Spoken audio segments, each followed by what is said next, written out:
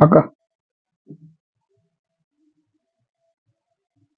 मी माफी मागायला आलो. तुमची चूक झाली माझी. काका, खरंच त्या दिवशी चूक झाली माझी. मी असं नव्हतं बोलायला पाहिजे तुम्हाला.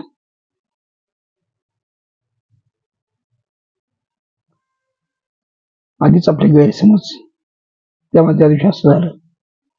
मला माहिती आहे, गेले 10 वर्षापासून आपलं कुटुंब जरी एकत्र असलं तरी आपण वेगळे राहतो. 10 वर्षापासून एकमेकाचं तोंड पण पाहत नाही, एकमेकांना कधी बोलत नाही, कधी फोन करत नाही. सगळे लोक हसतात आपल्यावर, माहिती आहे सगळं. त्या दिवशी काय झालं माहितीये, आपला वाद सगळ्या गावाला माहितीये आणि आपल्या जळणाऱ्या लोकांना पण माहितीये.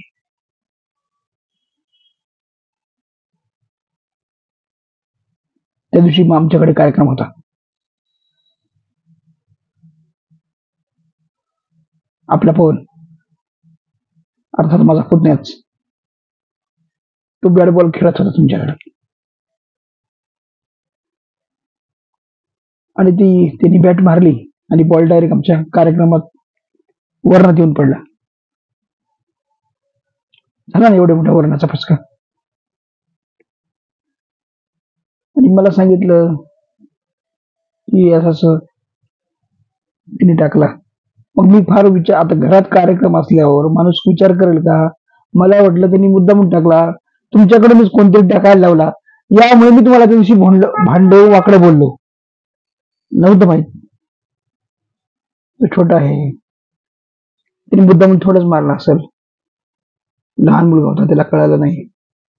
पण त्याच्यावर मी तुम्हाला जे बोललो ना, ते खरंच चुकीचं होतं काका. सॉरी काका.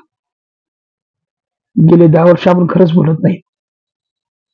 मला तर वाटतं आता मी जशी माफी मागितली, नाही नाही, माझे बाबा तर कधीच नाही माफी मागणार, कारण ते तुमचेच भाऊ आहेत ना.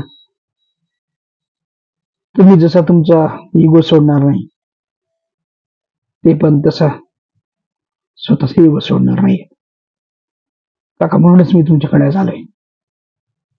त्या दिवशी या कार्यक्रमानुसार किंवा बॉल फेकण्यावरून काही होईना, पण आज मला तुमची माफी मागा वाटली.